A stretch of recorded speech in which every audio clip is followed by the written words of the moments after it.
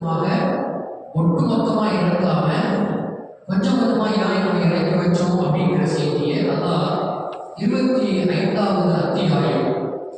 அந்த அத்தியாயத்துல 32வது வசனத்துல அல்லாஹ் அல்-ஃபுர்கான் அப்படிங்கிற அந்த அத்தியாயத்துல அல்லாஹ் அந்த ஒரு வசனத்தை பேசுறாங்க. என்ன சொல்றாங்க பாருங்க. وقال الذين كفروا لولا نزل عليه القرآن جملة واحدة. அந்த அரபுகள் அந்த குறைஷ் மக்கள் இருக்காங்க, அவங்கெல்லாம் அரசராக சொன்னா பெருமானார் ஸல்லல்லாஹு அலைஹி வஸல்லம் கொஞ்சம் கொஞ்சமா அந்த வசனம் பாருங்க பொழுதெல்லாம் அதை எடுத்து சொல்லுகிற நேரத்தில் ஒட்டுமொத்தமா குர்ஆன் அப்படி இறக்கிடக்கூடாத, அதாவது கேலி செய்யும் முகமாக, கிண்டல் செய்யும் முகமாக, மறுக்கின்ற முகமாக அந்த குறைஷி மக்கள் என்ன செய்யறாங்கன்னு சொன்னா அந்த குறைஷி இறை நிராகரிப்பாளர்கள் இந்த வார்த்தையை சொல்றாங்க, ஒட்டுமொத்தமா அப்படி இறங்கிடக்கூடாதா, உங்களுக்கு கொஞ்சம் கொஞ்சமா உங்களுக்கு இறங்கணுமா அப்படின்னு சொல்றாங்கன்னு சொன்னா ஒரு கேள்வியை முன் வச்சு கேள்வி கிண்டல் செய்யறாங்க. இதற்கு பதில் சொல்லுகிற விதமாக அல்லாஹ் ரஹ்மான் சுப்ஹானஹு வ தஆலா அவர்களுக்கு இந்த வசனத்தை இறக்கி வைக்கின்றார். அவருடைய அந்த கேள்விக்கு, அந்த கிண்டலுக்கு அவர்கள் சொன்னது ஒட்டுமொத்தமாக இறக்கக்கூடாது என்கிற அந்த வார்த்தைக்காக வேண்டி அல்லாஹ் இந்த வசனத்தை இறக்கணும். என்ன சொல்றாங்க பாருங்க. وقال الذين كفروا لولا نزل عليه القرآن جملة واحدة كذلك نثبت به فؤادك ورتلناه ترتيلا. ஓரிரை மறுத்து விட்டார்கள். அவங்க என்ன சொன்னாங்க, முதல்ல இறைவனை மறுத்து விட்டார்கள். மறுத்துட்டு ஏகத்துவ கொள்கையை முதல்ல மறுத்துட்டு அதற்கு பிறகு என்ன செய்யறாங்கன்னு சொன்னா இவர் மீது குர்ஆன் ஒட்டுமொத்தமாக ஒரே முறையிலே ஒரே தடவையிலே அருளப்பட்டிருக்க வேண்டாமா அப்படின்னு செய்யறாங்கன்னு சொன்னா அவங்க கேட்கிறார்களே என்று நபியே நீங்கள் இந்த மக்களிடத்தில் அதற்கான விளக்கத்தை சொல்லுங்க. என்னன்னு சொன்னா ஆனால் நபியை இதன் மூலமாக முதல்ல நபிக்கு இதன் மூலமாக உள்ளத்தை பலப்படுத்துகிறான் அல்லாஹ். யாருக்குங்க? நபி ஸல்லல்லாஹு அலைஹி வஸல்லம் அவர்களுக்கு அல்லாஹ் முதலாவதாக உள்ளத்தை பலப்படுத்துகிறான். ஒட்டுமொத்தமா இறங்கி கொடுத்தா எதை சொல்றது, எப்படி சொல்றது அப்படிங்கிறது ஒரு தடுமாற்றம் ஏற்பட்டு போயிடும். அப்படி ஒரு தடுமாற்றம் வராமல் என்ன செய்யறான்னு சொன்னா சூழ்நிலைக்கு ஏற்றவாறு கொஞ்சம் கொஞ்சமாக அதை இறங்கி கொடுத்து உள்ளத்தை என்ன செய்யறான்னு சொன்னா அவர்களுக்கு எதிராக பலப்படுத்துகிறான். ஏன்னா பலகீனமான சூழ்நிலையில் தான் இந்த இஸ்லாம் ஆரம்பமாகுது. யாருமே இல்லை, முதல்ல ஏற்றுக்கொண்டவர்கள் அன்னை ஹதீஜா ரலியல்லாஹு தஆலா அன்ஹா தான். அப்புறம்தான் சஹாபாக்கள், அதுவும் குறிப்பாக அடிமைகள் தான் என்ன செய்யறாங்கன்னு சொன்னா ஆரம்ப காலகட்டங்கள்ல இஸ்லாத்தை ஏற்றுக்கொள்ள முன்வந்தாங்க. ரொம்ப பலகீனமான சூழ்நிலை.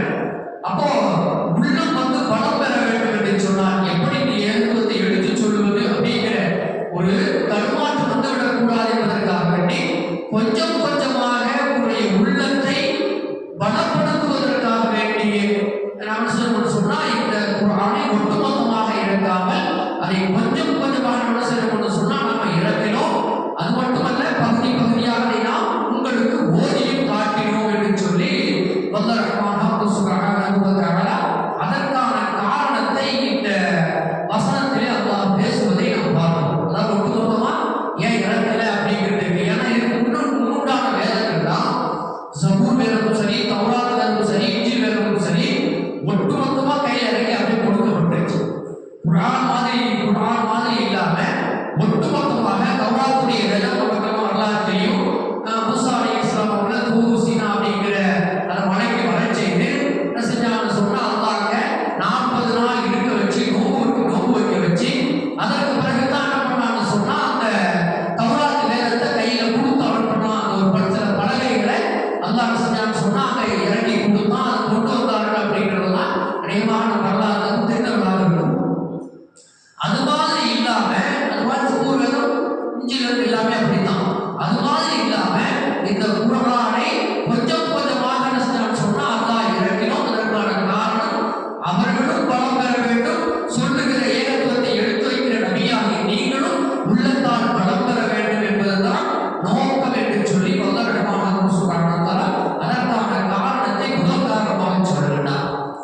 கூட பாருங்க, இந்த குரான் இப்படி இறங்க செல்லவா, குரான் இறங்கிடுச்சு, இப்போ கொஞ்சம் கொஞ்சமா இறங்கிட்டு இதை எப்படி பாதுகாக்கிறது அப்படிங்கிறது மிகப்பெரிய விஷயம். இன்னைக்கு மாதிரி சாஃப்ட்வேர் கிடையாது. இன்னைக்கெல்லாம் வந்துட்டு பட்டா தட்டம் சொன்னா எல்லாம் கையில வந்துருது, அல்லது புத்தக வடிவு இது மாதிரி அச்சு விஷயங்கள் அன்றைய காலத்துல விஞ்ஞான வளர்ச்சி இருந்துச்சான்னு சொன்னா இல்லை. இதை வழி இறங்குற பொழுதெல்லாம் பெருமானார் ஸல்லல்லாஹு அலைஹி வஸல்லம் சொல்றாங்க, அன்னைக்கு இஸ்லாத்தை ஏற்றுக்கொண்டிருந்த படித்த மக்கள் ஒரு சில பேர் இருந்தாங்க. கொஞ்சம் கொஞ்சமா வர வர என்ன சொன்னா அவர்களை வைக்க சொன்னா எழுத சொன்னாங்க. முதல்ல தோல், மிருகங்களுடைய தோல் இருக்கு பார்த்தீங்களா, அந்த தோலில் எழுதுனாங்க. எலும்புகள், ஒட்டகத்தினுடைய எலும்பு, அதே போல மாட்டினுடைய எலும்பு, எலும்புகள்லாம் என்ன சொன்னாங்கன்னு சொன்னா எழுத சொன்னாங்க. எழுதுகின்ற போது சொன்னாங்க, நான் அல்லாஹு குர்ஆன், அல்லாஹுடைய வசனம் என்று எதை சொல்லுகின்றேனோ அதை எழுதுங்கள். நான் மற்றபடி வகி அவர்களுடைய ஏதாவது நானாக சொல்லுகிறேன் அல்லவா, அதுவும் வகிதான், அதுவும் வகிதான். ரசூலுல்லாஹ்வுடைய ஹதீஸ் இருக்குல்லவா, அதையெல்லாம் எழுதாதீர்கள் சொல்லி ஆரம்பத்தில் தடை விதித்திருந்தார்கள் பெருமானார் ஸல்லல்லாஹு அலைஹி வஸல்லம்.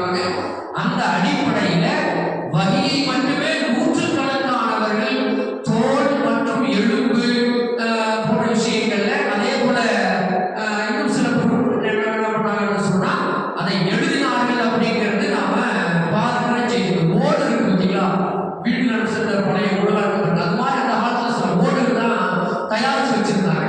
அந்த ஓட்டில் கூட ஓடுகளில் கூட எழுதி வைத்திருந்ததாக நமக்கு வரலாற்றிலே ஆதாரப்பூர்வமாக சொல்லப்படுகிற செய்தி. இப்படித்தான் ஆரம்பமாக அந்த வகை வர வர எழுதப்பட்டது என்பதும், அதற்கு பிறகு பெருமானார் ஸல்லல்லாஹு அலைஹி வஸல்லம் என்ன பண்ணாங்கன்னு சொன்னா சஹாபாக்களில் சிலரை தேர்வு செய்து, நல்ல மரண சக்தி உள்ளவர்களை தேர்வு செஞ்சு அந்த இறங்குகிற வசனங்களை எல்லாம் நீங்கள் மரணம் செய்யுங்கள் என்று சொல்லணும்னா மரணம் செய்யும்னு சொன்னாங்க. ஒரு குழுவை ஏற்பாடு பண்ணி அதை முதல்ல எழுதுங்கன்னு சொன்னாங்க.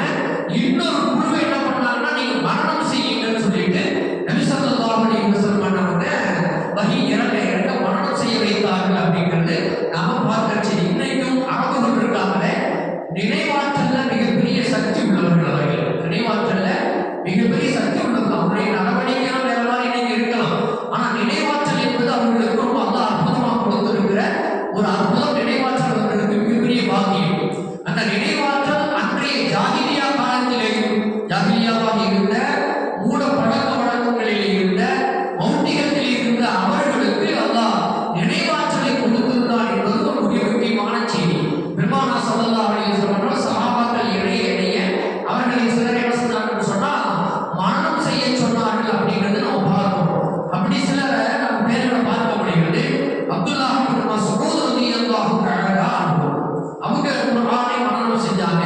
அதே போல சாலிம் மௌலா அபி ஹுதைஃபா ரலியல்லாஹு தஆலா அப்படிங்கிறவங்க ஆரம்ப கட்டத்தில் என்ன பண்ணாங்கன்னு சொன்னா அந்த குர்ஆனை மரணம் செஞ்சாங்க. முஆத் இப்னு ஜபல் ரலியல்லாஹு தஆலா அப்படிங்கிறவங்க குர்ஆனை மரணம் செஞ்சாங்க.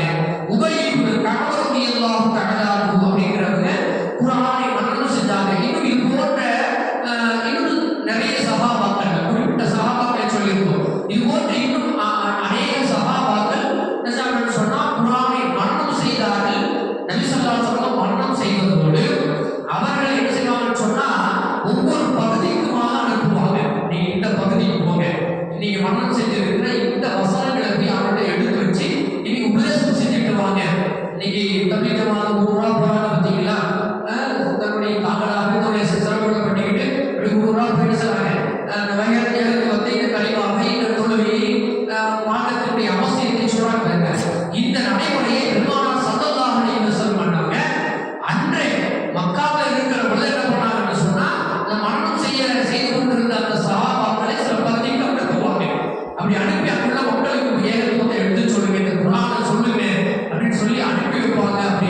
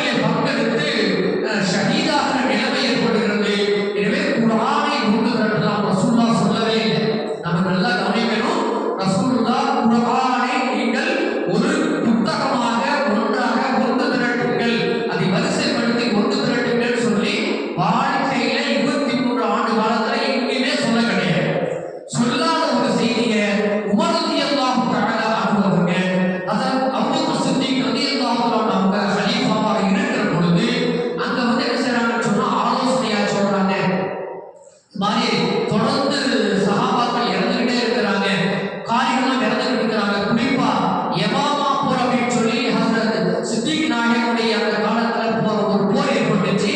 அதுல நிறைய காரியங்கள்லாம் மரணம் அடைஞ்சிட்டாங்க. அப்பதான் கவலை ஏற்பட்டுச்சு. அந்த கவலையை வெளிப்படுத்துகிற பொழுது ஆரம்பத்துல தயங்கினாங்க, ரசூலுல்லாஹ் சொல்லலையே, சொல்லாத செய்தி நம்ம எப்படி செய்யறது அப்படின்னு சொல்லி ஆரம்பத்துல தயங்கினாங்க. இருக்கிற சூழ்நிலையை எடுத்து சொல்லி அவங்களுக்கு விளக்கி வச்சு அதுக்கு பிறகு அவங்க ஒத்துக்கிட்டாங்க. அன்று இருந்து அந்த குர்ஆன் தொகுக்கப்பட்டது அப்படிங்கிறது நம்ம பார்க்கிற செய்தி. அதான் பல பாகங்கள் பல தேசங்கள்ல அந்த காரியம் இருந்தாங்க. பெருமானார் ஸல்லல்லாஹு அலைஹி வஸல்லம் இந்த பகுதிக்கு நீங்க போங்கன்னு சொன்னா அந்த பகுதிக்கு போயிட்டு சில சஹாபாக்கள்லாம் திருப்பி மதீனாவுக்கும் மக்காவுக்கும் வராமலே இருந்தாங்க. அது மாதிரியான நிலைகள்லாம் இருந்தது. அவங்களெல்லாம் தேடி கண்டுபிடித்து ஒரு குழுவை ஏற்படுத்துறாங்க. நபி ஸல்லல்லாஹு அலைஹி வஸல்லமுடைய அந்த வகையை அதாவது குறிப்பா குர்ஆனுடைய அந்த வசனங்களை சேகரிப்பதற்கு உமர் ரலியல்லாஹு அன்ஹு சித்திக் நாயகம் ஒன்றாக இணைஞ்சு ஒரு குழுவை என்ன செய்யறாங்கன்னு சொன்னா ஏற்பாடு பண்றாங்க. அந்த குழுவிலே அப்துல்லாஹ் இப்னு ஸுபைர் ரலியல்லாஹு தஆலா என்ற அந்த தோழரை ரலியல்லாஹு அன்ஹு என்ற அந்த தோழரை தலைவராக நியமித்து அந்த குழுவுக்கு தலைவராக ஸைத் பின் சாபித் ரலியல்லாஹு அன்ஹு அந்த தலைவராக நியமித்து அந்த குழுவில் Abdullah ibn Zubair, Saeed ibn Aas, Abdur Rahman ibn Haris, ibn Hisham, இன்னும் இது போன்ற சில சஹாபாக்கள் அந்த குழுவில் ரசூலுல்லாஹ்வுடைய மனைவி ஹஃப்ஸா ரலியல்லாஹு தஆலா அவங்களும் இடம் பெற்றிருந்தாங்க. அவங்க ஒரு பெண் தான். அந்த குழுவில் அவங்களே இடம்பெற செஞ்சாங்க அப்படிங்கிறத நம்ம வரலாறுகளை பார்ப்போம். இது மாதிரி ஒரு நூற்றுக்கணக்கானவர்களை ஒன்றாக இணைச்சு ஒரு குழுவாக ஆக்கி நீங்க யார் யாரெல்லாம் காரிகள் எங்கெங்க எந்த தேசத்துல இருக்கிறாங்களோ அங்கெல்லாம் போய் என்ன செய்யுங்கன்னு சொன்னா அவங்களை தேடி கண்டுபிடித்து நீங்க அவங்கள இருக்கிற இந்த வகையை, அதாவது இந்த இறை செய்தியை நீங்க கேட்டு வாங்கி கொண்டு என்ன சில கொண்டு திரட்டுகிற பணியை செய்யுங்கன்னு சொல்லிட்டு அந்த ஒரு குழுவை ஏற்பாடு பண்ணாங்க. இன்னைக்கு நம்ம சர்வசாதாரணமாக நம்ம கையில ஒரு குர்ஆன் புத்தகம் நூல் வடிவில் இருக்கு.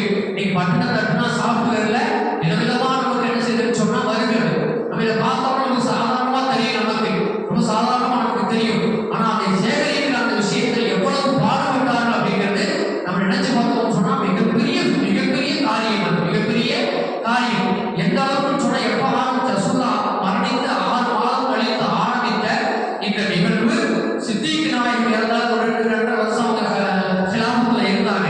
அதற்கு பிறகு உமர் ரலியல்லாஹு தஆலா அவருடைய ஹிலாஃபத் நீண்ட ஹிலாஃபத். அதற்கு உஸ்மான் ரலியல்லாஹு தஆலா அவருடைய ஹிலாஃபத்துல தான் இந்த குழு என்ன செய்யுதுன்னு சொன்னா முழுமையாக அந்த குர்ஆனை கொண்டு திரட்டுகிற பணியை செய்து முடித்து புத்தக வடிவிலே கொண்டு வந்தார்கள் அப்படிங்கிறது நாம வரலாறுகளிலே பார்க்கிற மிக முக்கியமான செய்தி.